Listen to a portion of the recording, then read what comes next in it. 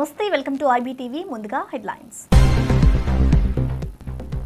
CM Revanth మహిళల కోసం కొత్త లక్ష్యాలు మహిళా సంఘాలకు ముఖ్యమంత్రి ప్రోత్సాహం కోటీశ్వరులుగా మహిళలను చూడాలన్న సీఎం రేవంత్ మహిళల అభివృద్ధికి సీఎం రేవంత్ కీలక ప్రకటన మహిళా సంఘాల్లో చేరాలని రేవంత్ పిలుపు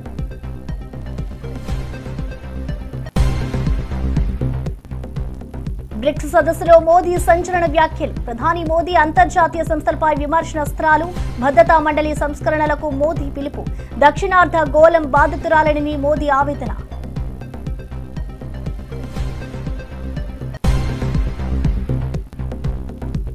తిరుమలలో గవర్నర్ ఆర్ఎన్ రవి సందర్శన చర్చనీయాంశం మాజీ డీజీ ఆర్పీ ఠాకూర్ తిరుమల పర్యటన హైలైట్ తిరుమలలో గవర్నర్ రవి ప్రత్యేక పూజలు కళ్యాణోత్సవంలో గవర్నర్ రవి పాల్గొనడం విశేషం ఠాకూర్ కుటుంబంతో తిరుమల దర్శనం మహేష్ బాబుకి వినియోగదారుల కోర్టు నోటీసులు రంగారెడ్డిలో రియల్ ఎస్టేట్ కేసులో నోటీసులు మహేష్ పై కోర్టు చర్య నోటీసులు జారీ సినీ నటుడు మహేష్ కేసులో కొత్త మలుపు రియల్ ఎస్టేట్ సమస్యపై వినియోగదారుల కోర్టు చర్య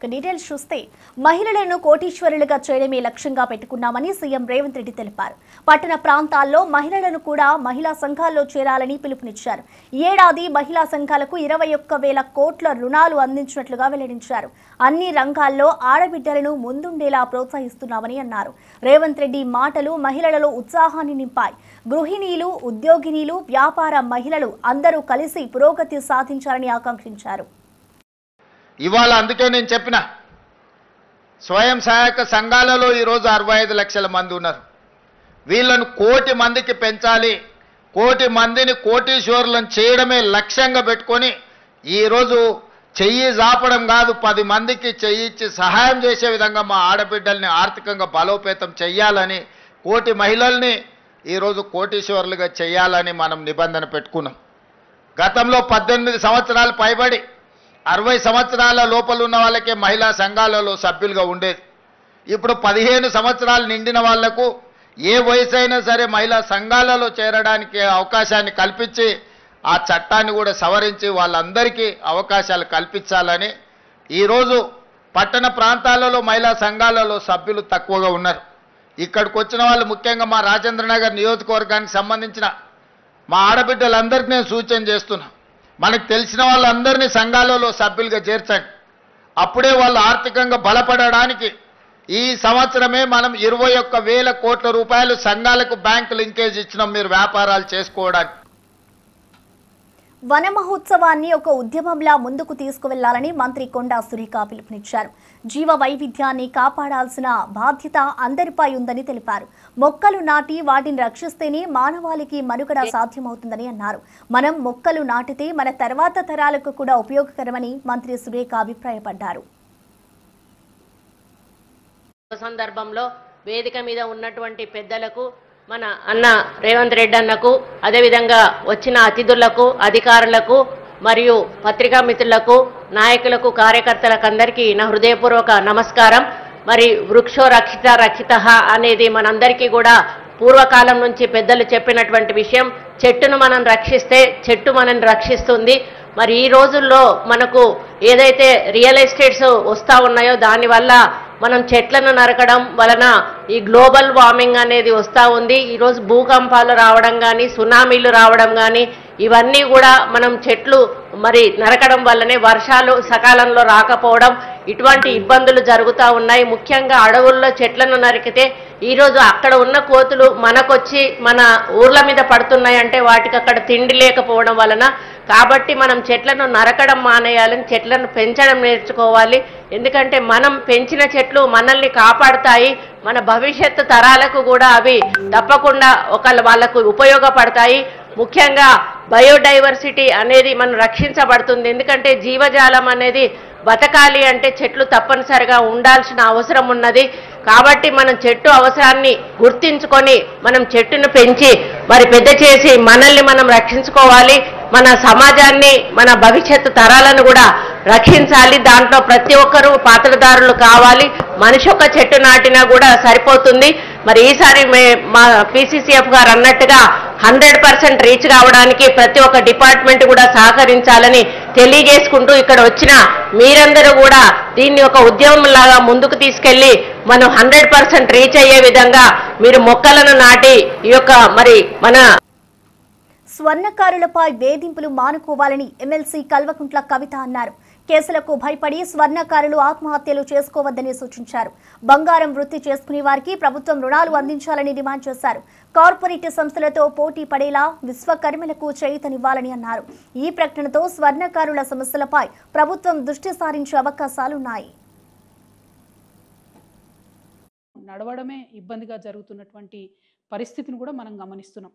అయినా ఒక మహిళగా ఒక మెట్టెలు చేయించాలన్నా, ఒక మంగళసూత్రం చేయించాలన్నా మనం ఇప్పటికి కూడా స్వర్ణకారుల దగ్గరికే పోతాం తప్పితే బంగారం షాపుకి పోయి కొనుక్కోవాలని అనుకోము. కాబట్టి ఇంత పవిత్రమైనటువంటి వృత్తి, ఆ వృత్తి చేసేటటువంటి వారందరినీ, వారి కుటుంబాలని కాపాడుకోవాల్సినటువంటి బాధ్యత మనందరి మీద కూడా ఉన్నది. ముందుగా స్వర్ణకారుల మిత్రులందరినీ కూడా నేను కోరుతా ఉన్నాను, ఏ సమస్య కూడా జయించలేనిది కాదు. మనందరం కలిసికట్టుగా ఉండి జయిద్దాం. దానికి సంబంధించి మీరు మనసు బాధపట్టుకోకండి, ఆత్మహత్యలకు మాత్రం మీరు వెళ్ళొద్దండి. సైనైడే ఇవాళ పెరగన్నమయ్యేటటువంటి పరిస్థితి మరి స్వర్ణకారుల విషయంలో జరుగుతున్నది. చాలా బాధాకరంగా ఉన్నది. మీ అందరినీ నేను రిక్వెస్ట్ చేస్తూ ఉన్నాను. నేను ఎంపీగా ఉన్నప్పుడు మా నిజామాబాద్ జిల్లాలో ఈ యాక్ట్ 411 ఏదైతే ఉందో అది పెట్టకుండా దొంగ బంగారం కేసులో ఈ స్వర్ణకార వృత్తులు చేసేటటువంటి వాళ్ళను పోలీసులు ఇబ్బంది పెట్టకుండా నా వంతు ప్రయత్నం నేను ఆనాడు చేయడం జరిగింది. కానీ ఇవాళ ఇది రాష్ట్ర వ్యాప్తంగా చాలా పెద్ద ఎత్తున జరుగుతున్నది. ఈవెన్ ఏపీ, తెలంగాణ 2 రాష్ట్రాల్లో కూడా చాలా పెద్ద ఎత్తున ఈ సమస్య ఉన్నది. ఈ సమస్య పరిష్కారం అయ్యే విధంగా నేను ఇవాళ ఒక ఎమ్మెల్సీగా ఉన్న ఒక బాధ్యతాయుతమైనటువంటి సంస్థ జాగృతి నడుపుతున్నటువంటి వ్యక్తిగా, బీసీ ఉద్యమంలో మరి పోరాటం చేస్తున్నటువంటి ఒక వ్యక్తిగా మీ అందరికీ నేను అండగా ఈ యాక్ట్ 411 సవరించేంత వరకు కూడా పోరాటం చేస్తానని ఈ సందర్భంగా మీ అందరికీ తెలియజేస్తూ ఉన్నాను. మీరు మానసికంగా ధైర్యంగా ఉండండి. హెడ్ క్వార్టర్లో 5 ఎకరాల స్థలం ఇచ్చి షాపింగ్ మాల్స్ కట్టిస్తామని చెప్పడం జరిగింది. అట్లానే పర్టికులర్లీ స్వర్ణకారులకు సంబంధించి అనేకమైన స్కీమ్స్ ఇస్తామని చెప్పడం జరిగింది. ఆ స్కీమ్స్ అమల్లోకి తీసుకొచ్చినట్టయితే మన స్వర్ణకారుల బిడ్డలు కూడా కార్పొరేట్ సంస్థలకు తీసిపోని విధంగా ధీటుగా మంచి మంచి బ్రాండ్స్ను కూడా నిర్మించేటటువంటి సత్తా ఉన్నవాళ్ళు. సెంటిమెంటలీ మాకు మహిళలందరికీ స్వర్ణకారులే కావాలి కాబట్టి స్వర్ణకారులు చేసే వృత్తిలో ప్రభుత్వం తోడ్పాటు అందించాలని చెప్పి ఈ సందర్భంగా నేను డిమాండ్ చేస్తూ ఉన్నాను. ఎట్ ద సేమ్ టైం ఈ యాక్ట్ 411ని ప్రభుత్వం యొక్క తోడ్పాటుని రెండింటిని సాధించే వరకు కూడా నేను మీతో పోరాటం చేస్తానని మీ సుపరిపాలన తొలి అడుగు ఇంటింటికి తెలుగుదేశం కార్యక్రమంలో ఎమ్మెల్యే వేమిరెడ్డి ప్రశాంత్ రెడ్డి అన్నారు. ఏడాదిలో 80% హామీలు అమలు చేశామని, ప్రజలతో మమేకమవుతూ అభివృద్ధి, సంక్షేమం గురించి వివరించాలని సూచించారు. కార్యకర్తలే తెలుగుదేశం పార్టీ బలమని చెప్పారు. మెగా డిఎస్సీ ద్వారా కొత్తగా 16,347 మంది టీచర్స్ రిక్రూట్ చేస్తున్నామని మంత్రి లోకేష్ సారథ్యంలో విద్యారంగంలో విప్లవాత్మక మార్పులు జరుగుతున్నాయని వివరించారు. ఈ కార్యక్రమం ద్వారా ప్రజలకు ప్రభుత్వం చేస్తున్న కార్యక్రమాలపై అవగాహన కల్పించారు. చంద్రబాబు నాయుడు గారు ముఖ్యమంత్రి అయిన తర్వాత ఏ రకంగా అయితే మనకి సంక్షేమము, అభివృద్ధి సమపాళ్లలో అందిస్తున్నారో ప్రజలకు అందరికీ తెలుసు. అలాగే ఎలక్షన్ ముందు మీ అందరి దగ్గరికి వచ్చి సూపర్ 6 పథకాలు, బాబు షూరిటీ, భవిష్యత్ గ్యారంటీ అనే దాని మీద మీకు అందరికీ మీ ఇళ్లకు వచ్చి మేము చెప్పి వెళ్ళాము.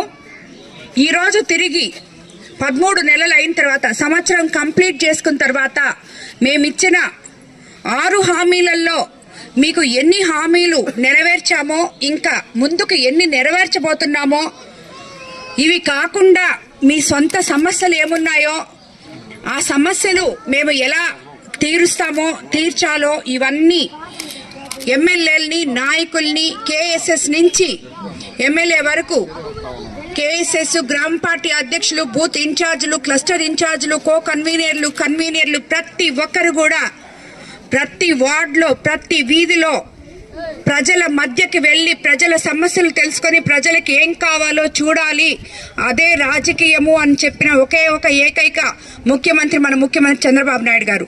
కాబట్టి ఆ మాటల మీద గౌరవంతో, ప్రజల మీద గౌరవంతో ఈరోజు ప్రతి నాయకుడు, మినిస్టర్లు గాని ఎవ్వరు గాని రోడ్ల మీదే ఉన్నాం. మేము మీ దగ్గరే ఉన్నాం, జనంలో తిరుగుతున్నాం, మీ సమస్యలు తెలుసుకుంటున్నాం. అవి ఎలా తీర్చాలో కూడా ఆ సమస్యల్ని పరిష్కరించే వైపు మేము చూస్తున్నాం నాయకులుగా. అదేవిధంగా మన ముఖ్యమంత్రి చంద్రబాబు నాయుడు గారు కూడా దానికి తగు చర్యలు తీసుకుంటారని చెప్పి మీ అందరికీ మాటిస్తున్నాను. మనం సూపర్ 6 పథకంలో అధికారంలోకి రాగానే మీ అందరికీ ఏం చెప్పామో ఇక్కడ చాలా మంది ఇప్పుడు చెప్పారు. 4000 పెన్షన్ వస్తుందని చెప్పి మొట్టమొదట మనం పెన్షన్ గురించి చెప్పాం. 4000 పెన్షన్ ఇచ్చాం. మనం గెలిచిన మొదటి నుంచి రంగారెడ్డి జిల్లా వినియోగదారుల కోర్టు సినీ నటుడు మహేష్ బాబుకు నోటీసులు జారీ చేసింది. ఓ రియల్ ఎస్టేట్ సంస్థకు బ్రాండ్ అంబాసిడర్ గా వ్యవహరించిన కేసులో ఆయన 3వ ప్రతివాదిగా ఉన్నారు. మొత్తం 3 ప్రతివాదులకు కోర్టు నోటీసులు జారీ చేసింది.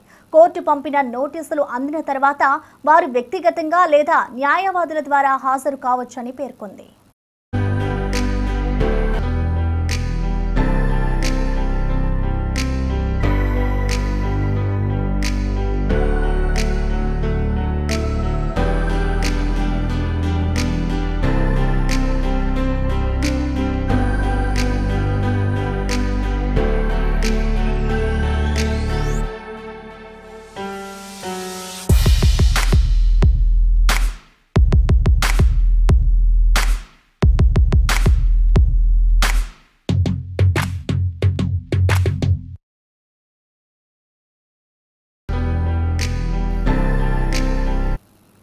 విశాఖలో కలకలం రేపిన డ్రగ్స్ కేసులో మరొక వినియోగదారుడైన కృష్ణ చైతన్య వర్మను పోలీసులు అదుపులోకి తీసుకున్నారు.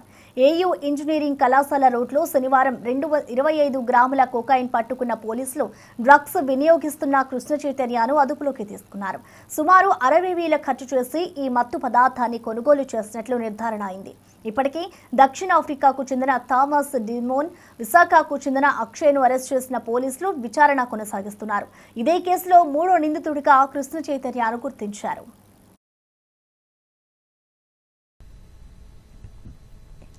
కొకైన్ 25 గ్రాములు దొరికిన కేసులో ఒక ఫారినర్ మరియు మన వైజాగ్ అతను ఇద్దరిని అరెస్ట్ చేసి జైలు పంపించడం జరిగింది. 3 సస్పెక్ట్స్ ఉన్నారు. ఒక అతని మీద కనెక్ట్ అయ్యాడు ఎవిడెన్స్ ద్వారాను. కృష్ణ చైతన్య వర్మ ఎలాస్ కృష్ణ చైతన్య ఎలాస్ చైతన్య, ఇతనిది కోరమన్నపాలెం. అతను ఒక డాక్టర్గా అక్కడ ఉన్నాడు, MBBS చదివాడు. ఆ అక్షయ్ అనే ఎవరైతే ఇంకొక మెయిన్ ముద్దాయి ఉన్నాడో అతనికి ఉన్న వీరిద్దరు కూడా ఈ యొక్క కొకైన్ తెప్పించడం కోసం డబ్బులు ఇతను ఇచ్చాడు. ఇతను కూడా కన్జంప్షన్ చేస్తున్నట్లు కూడా మనకి దర్యాప్తులో నిర్ధారణ అయింది. ఇతని ఫోన్ కూడా సీజ్ చేయడం జరిగింది. అతను చెప్పాడు, ముద్దాయి చెప్పాడు, ఈయన కూడా ఒప్పుకున్నాడు. 2-3 సార్లు అంతకుముందు తీసుకున్నాడు. తిరుమలలో తమిళనాడు గవర్నర్ RN రవి, మాజీ డీజీ RP ఠాకూర్ సందర్శన చేశారు. వారు ప్రత్యేక పూజలు నిర్వహించి కళ్యాణోత్సవంలో పాల్గొన్నారు. గవర్నర్ రవి తిరుమల దర్శనం ప్రత్యేకమని భావించారు. RP ఠాకూర్ కుటుంబంతో కలిసి స్వామివారిని దర్శించుకుని ఆశీర్వాదం పొందారు. ఆలయ అధికారులు వారు సత్కారం చేశారు. ప్రజలు ఈ ప్రముఖులను చూడడానికి పెద్ద సంఖ్యలో తరలివచ్చారు.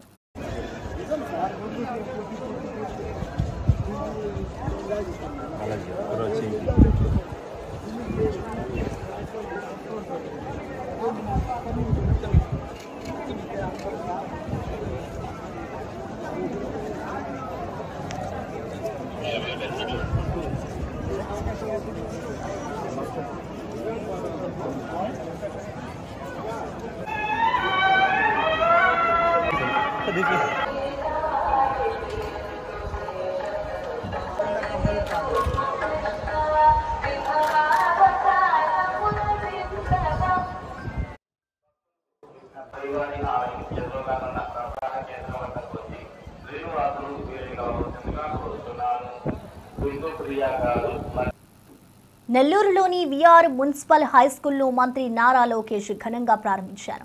ఈ కార్యక్రమంలో మంత్రి విద్యారంగ అభివృద్ధికి సంబంధించిన ప్రాధాన్యతను వివరించారు. విద్యార్థుల సౌకర్యాల కోసం ఆధునీకరణ ప్రాజెక్టులు చేపట్టినట్లుగా తెలిపారు. ఈ పాఠశాల పునాదిరాలను పటిష్టంగా నిర్మించేందుకు ప్రభుత్వం కట్టుబడి ఉందని అన్నారు. విద్యార్థుల సమర్థవంతంగా విజ్ఞానం పొందాలంటే మంచి వసతులు అవసరమని పేర్కొన్నారు. పాఠశాల సిబ్బంది, విద్యార్థులు మంత్రి చొరవను ప్రశంసించారు. సాంకేతిక పరిజ్ఞానం ద్వారా విద్యలో విప్లవాత్మక మార్పులు తీసుకురావడమే ప్రభుత్వ లక్ష్యమని ఉద్ఘాటించారు. చివరగా మన యువతీ యువకుల ప్రపంచ స్థాయి పోటీకి సిద్ధం కావాలని ఆయన ఆకాంక్షించారు.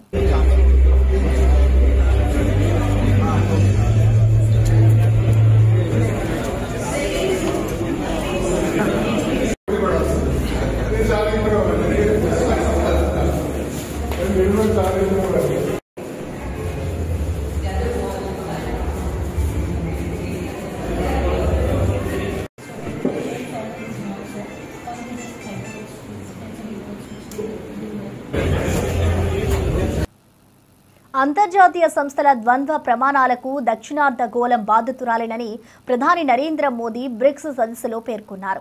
భద్రతా మండలి, WTO వంటి కీలక సంస్థలను ప్రస్తుత అవసరాలకు తగ్గట్టుగా సత్వరమే సంస్కరించాల్సిన ఆవశ్యకతను మరోసారి గుర్తు చేశారు. ఇటు పహల్గాం దాడిని బ్రిక్స్ దేశాలు ముక్త కంఠంతో ఖండించాయి.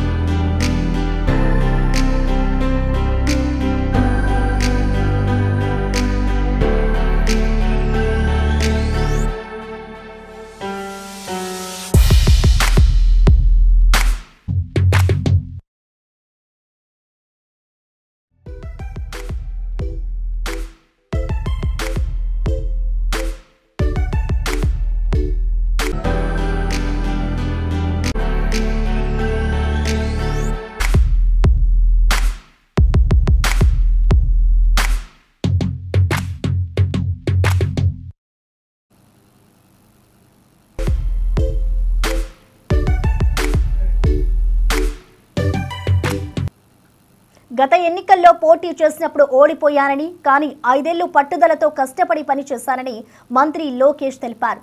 ఆ కష్టానికి ఫలితమే ఎప్పుడూ రాని మెజారిటీతో గెలిచానని ఆయన అన్నారు. విద్యాశాఖ మంత్రిగా బాధ్యతలు తీసుకుంటున్నప్పుడే కష్టమైన శాఖ ఎందుకు తీసుకున్నారని తనను చాలా మంది అడిగారని లోకేష్ తెలిపారు. అంతకుముందు నెల్లూరులో VR మోడల్ పాఠశాలను మంత్రి లోకేష్ ప్రారంభించి మాట్లాడారు. అనంతరం తరగతి గదులు, డిజిటల్ విద్యా విధానాన్ని, లైబ్రరీలో పుస్తకాలను ఆయన పరిశీలించారు. నాకు తృప్తి వస్తుందని చెప్పా. అలాంటిది 6 నెలల్లో చేసి చూపించిన వ్యక్తి మాస్టర్ నారాయణ గారని ఈ సభాముఖం మీ అందరూ తెలుపుకుంటున్నా. ఈ స్కూల్ ఏర్పాటు చేస్తున్నప్పుడు 2 పిల్లలు, పెంచలయ్య వెంకటేశ్వర్లు, నిరుపేద కుటుంబాల నుంచి వచ్చిన ఈ 2 పిల్లలు బాగా చదవాలనుకుంటున్నాం, మాకు అవకాశం లేదని ఇక్కడ కలెక్టర్ గారు వచ్చినప్పుడు కలుసుకోవడం జరిగింది. ఆ 2 పిల్లల్ని నేను వ్యక్తిగతంగా దత్తత తీసుకుని కేవలం హై స్కూలే కాదు ఉన్నత విద్య కూడా అందించే బాధ్యత నేను తీసుకుంటానని ఈ సభాముఖంగా నేను హామీ ఇస్తున్నా. కూర్చుంటారా? పైన కూర్చోరా, నచ్చిన కూర్చోండి. ఇక్కడున్న పిల్లలందరూ నేను ఒక విషయం కోరాలనుకుంటున్నా. జీవితంలో మనం ఛాలెంజ్ స్వీకరించాలి. అందరూ ఒక మార్గం ఎంచుకుంటారు, కానీ మనం ట్రెండ్ సెటర్స్గా మారాలి. ఇక్కడ ఉదాహరణగా 2 ఇస్తాను నా జీవిత ప్రయాణంలో. మొదటిది 2019లో నేను మంగళగిరి నియోజకవర్గంలో పోటీ చేశా. అది తెలుగుదేశం పార్టీ 1980 తర్వాత గెలవని నియోజకవర్గం. ఒక పట్టుదలతో చరిత్ర తిరిగి రాయాల లక్ష్యంతో నేను పోటీ చేశా, ఓడిపోయా. ఓడిపోయిన రోజు బాధ కలిగింది, కానీ 2వ రోజు నుంచి ఆ బాధ నాలో కసి పెంచింది, పట్టుదల పెంచింది. మళ్ళీ ఇక్కడనే పోటీ చేయాలా, ఇక్కడనే గెలవాల లక్ష్యంతో 5 సంవత్సరాలు కష్టపడ్డా. ఆ 5 సంవత్సరాల కష్ట ఫలితం ఆంధ్ర రాష్ట్ర చరిత్రలోనే. పశ్చిమ గోదావరి జిల్లా ఇరగవరం మండలంలో ఎమ్మెల్యే అరిమిల్లి రాధాకృష్ణ సుపరిపాలనలో తొలి అడుగు కార్యక్రమంలో పాల్గొన్నారు. తూర్పు విప్పర్రు కాకుల ఇల్లందలపర్రిలో ఇంటింటికి వెళ్లి ప్రజా సమస్యలపై ఆరా తీశారు. గత ఏడాది పాలనలో కూటమి ప్రభుత్వం అమలు చేసిన సంక్షేమ పథకాలపై కరపత్రాలను పంపిణీ చేశారు. గ్రామాల్లో మౌలిక సదుపాయాల కల్పనే తన లక్ష్యమన్నారు.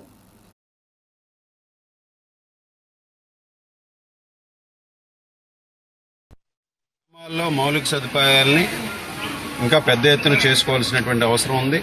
ఎందుకంటే గత ప్రభుత్వం పూర్తిగా నిర్లక్ష్యం చేసి గ్రామాల్లో ఉన్నటువంటి రోడ్లు కానీ, డ్రైనేజీలు కానీ, అదేవిధంగా పారిశుద్ధ్యం కానీ అవన్నీ కూడా పడకేసినటువంటి పరిస్థితి ఉంది. ఈరోజు అటువంటి పరిస్థితి నుంచి మొదటి సంవత్సరం అనేక గ్రామాల్లో ఈ మౌలిక సదుపాయాల కల్పనకి పెద్దపీట వేసి ఎక్కువగా నిధులు కేటాయించడం జరుగుతుంది.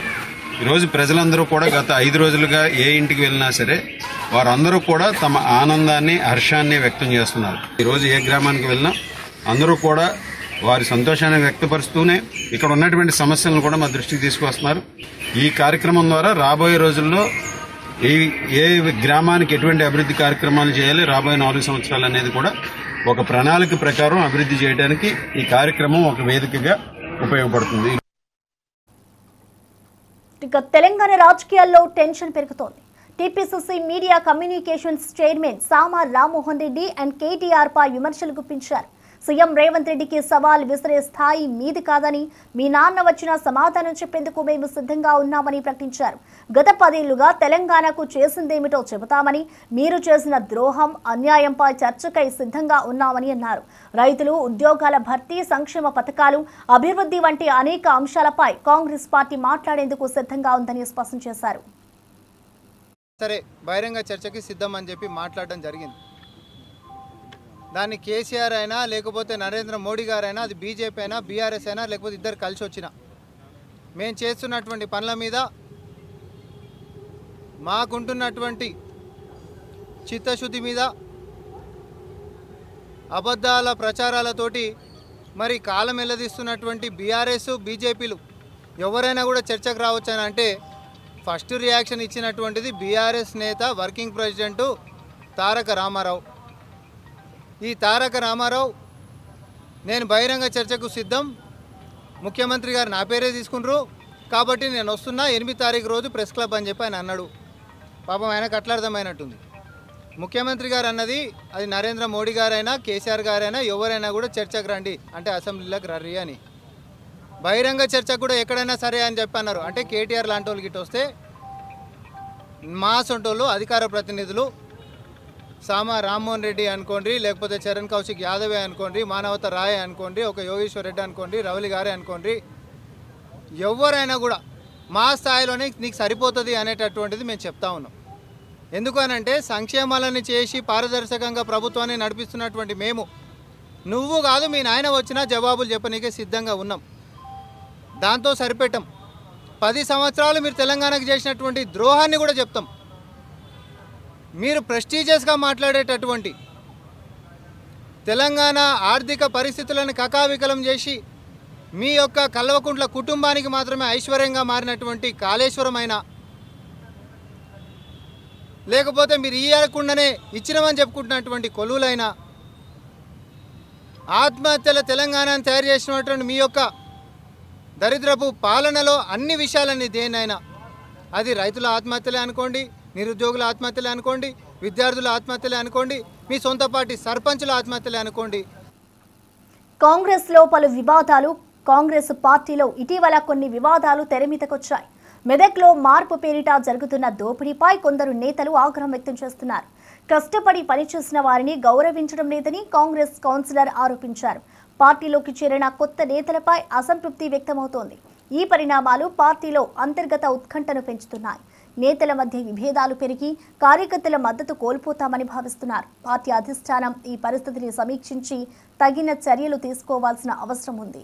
2023 సాధారణ అసెంబ్లీ ఎన్నికల్లో మరి క్షణికావేశం అనాలనా లేదా చారిత్రాత్మక తప్పిదమానాలు అర్థం కావట్లేదు. సరే, కొద్ది పార్టీ ఇబ్బందుల వల్ల పార్టీని వీడిపోయి తప్పుదోవపోయినామనే ఒక భావనకు రావడం జరిగింది. మార్పు పేరు మీద మరో దోపిడీ మెదక్లో ప్రారంభమైంది. గత 19 నెలలుగా మేము అనేక రకాలుగా, నేను కానీ నరేంద్రన్న కానీ, సరే పదవుల విషయం దేవుడెరుగు, కనీసం ఆత్మగౌరవం మర్యాద కూడా లేనటువంటి పరిస్థితిని చూసినటువంటి పరిస్థితులు ఉన్నాం. మేము అక్కడ గెలిచిన 2 నెలల నుండి గెలుపు కొరకు పనిచేసేటువంటి ఏ వ్యక్తిని కూడా ఆదరించకపోగా కనీస మర్యాద గౌరవాలు లేకున్నట్టు చూసినటువంటి పరిస్థితిని మేము అనేక రకాల ఇబ్బందులు ఎదుర్కోవడం జరిగింది.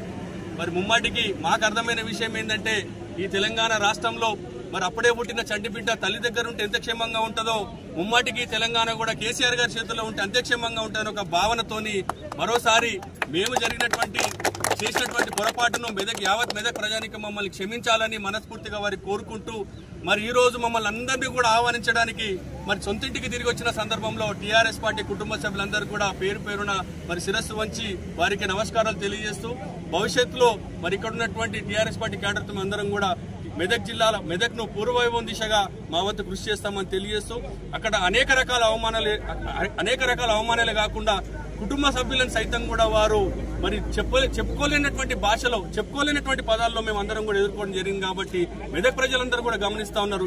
ఏది కోల్పోయారో మరి ఏదైతే కరెక్ట్ అనేది కూడా మెదక్ ప్రజలకు కూడా ఇప్పటికీ అర్థమైంది. కాబట్టి మెదక్ ప్రజానికి అందరికీ కూడా మేము శిరస్సు వంచి నమస్కారాలు తెలియజేస్తాం. మరి ఆనాడు మా వెంట ఉన్నటువంటి మెదక్ ప్రజానికానికి కూడా భవిష్యత్తులో కూడా మాతో పాటు వారి ఆశీర్వాదాలు ఉంటాయని చెప్పేసి ముమ్మాటికి మాతో పాటు కలిసి నడుస్తారని చెప్పి ఆశిస్తూ మరి కాంగ్రెస్ పార్టీని వీడి ఈ రోజు టీఆర్ఎస్ పార్టీ చేరుతున్న సందర్భంలో హరీష్ అన్న నాయకత్వంలో, పద్మక్క నాయకత్వంలో, మరి కేసీఆర్ గారి నాయకత్వంలో అందరూ.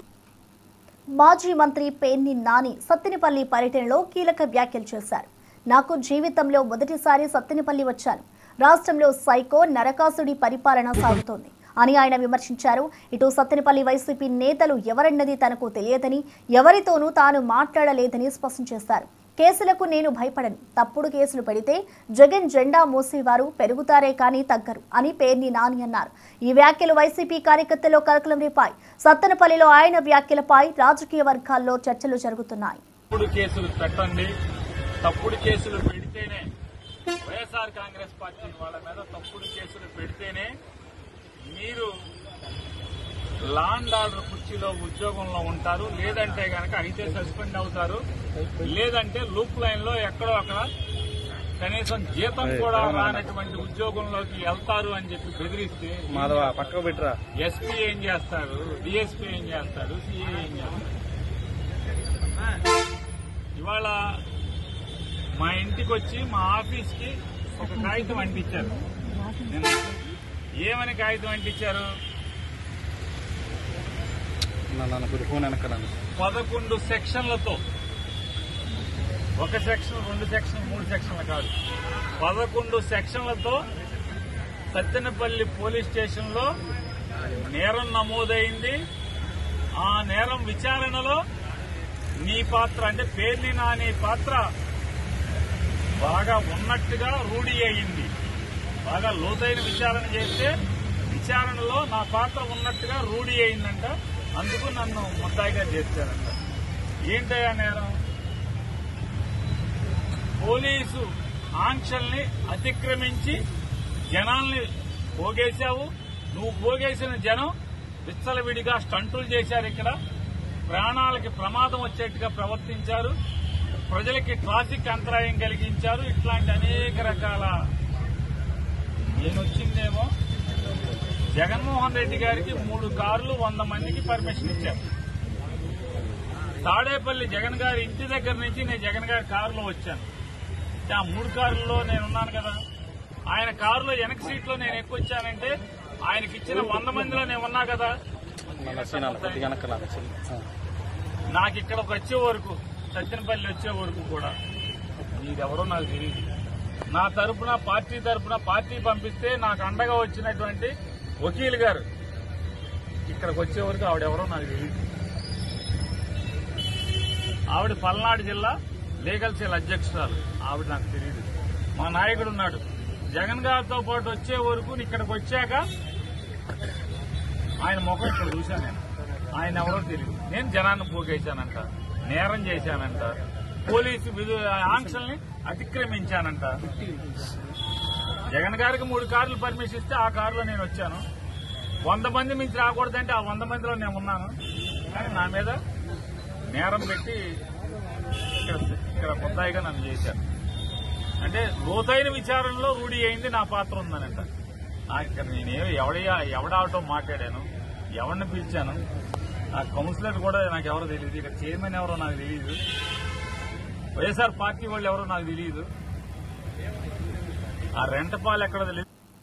ఇవి ఇప్పటి వరకు న్యూస్ అప్డేట్స్ చూస్తూనే ఉండండి IBTV.